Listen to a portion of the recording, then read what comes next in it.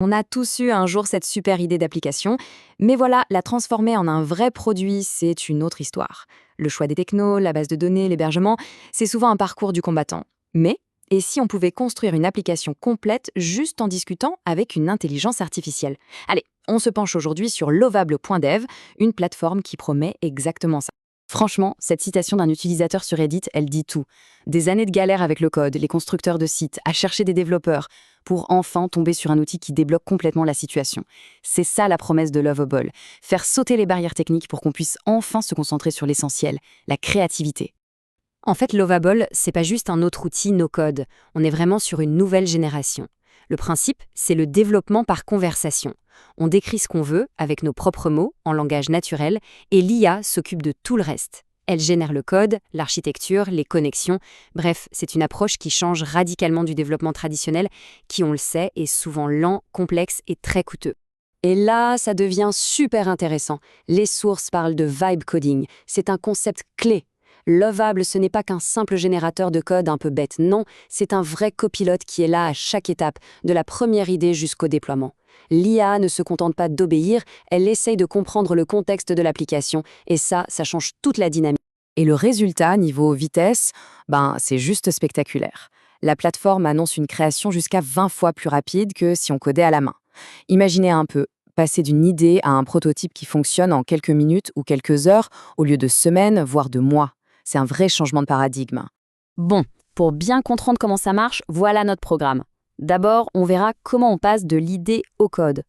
Ensuite, un point essentiel, l'art de bien demander.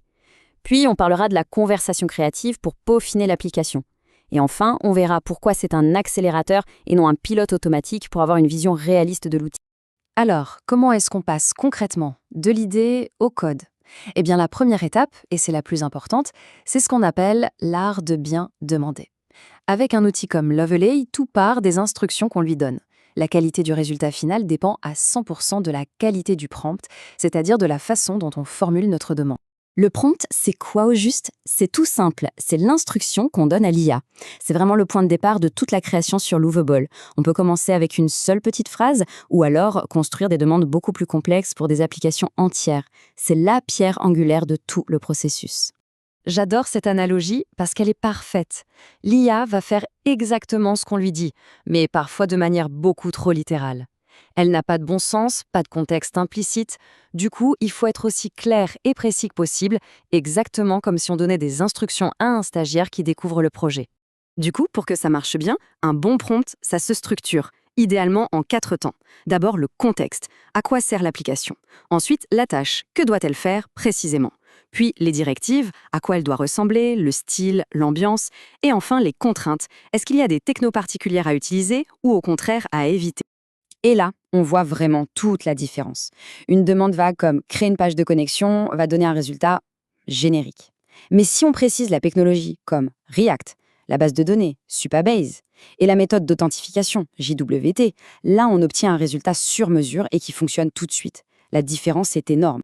Ok, donc la première version est générée. Mais le boulot n'est pas fini, loin de là. C'est maintenant que commence la phase la plus intéressante, la conversation créative. On va affiner, modifier, ajouter des fonctionnalités, et tout ça toujours en discutant avec l'IA. Il faut bien comprendre que Lovable, ce n'est pas du bricolage. Le code généré s'appuie sur un écosystème technique très moderne et très solide. On part de React ou Next.js pour l'interface, de Supabase pour toute la partie back-end et base de données, de Tailwind pour le design, et il y a même des intégrations prêtes à l'emploi pour des services comme OpenAI, Stripe pour les paiements ou Vercel pour le déploiement. Et ce qui est génial, c'est la simplicité pour faire évoluer l'app. On peut demander d'ajouter des fonctionnalités assez complexes avec une seule phrase. Par exemple, ajoute un système d'authentification des utilisateurs avec une connexion Google. Et hop, l'IA va générer tout le code nécessaire pour intégrer ça proprement.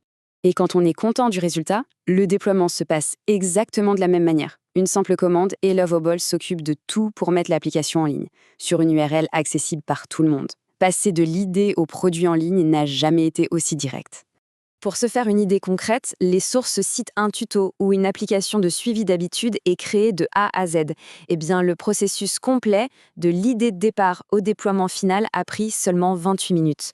Ça donne une idée assez folle de la vitesse à laquelle on peut prototyper et lancer un projet qui tient la route.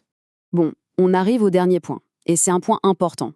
Il faut voir Lovable comme un accélérateur et non comme un pilote automatique. C'est un outil hyper puissant, c'est clair, mais pour bien s'en servir, il faut garder les pieds sur terre et comprendre où sont ses limites actuelles. Alors, la question que tout le monde se pose, est-ce que Lovable, c'est une baguette magique qui peut absolument tout faire? Les retours d'utilisateurs sont clairs. Pas encore. C'est un accélérateur incroyable, mais ce n'est pas un développeur senior invisible qui travaille à notre place. Les utilisateurs sont assez clairs sur les limites actuelles. Par exemple, la gestion des erreurs, surtout côté back-end, peut vite consommer beaucoup de crédit, sans garantie que le problème soit résolu. Pour des logiques métiers très spécifiques ou des applications qui doivent gérer beaucoup de trafic, il faudra sûrement mettre les mains dans le code à un moment donné. Et bien sûr, tout ce qui est sécurité avancée, ça demande toujours une expertise humaine. Pour bien situer Lovable, il faut voir ce que font les autres outils d'IA pour le code. Des outils comme Cursor ou Replit Ghostwriter sont des assistants qui aident à écrire du code ligne par ligne à l'intérieur d'un éditeur. La très grande force de Lovable, c'est sa capacité à générer une application complète en partant de rien, en gérant à la fois le front-end, le back-end et le déploiement. C'est ça, sa spécificité. Du coup, à qui s'adresse vraiment cet outil?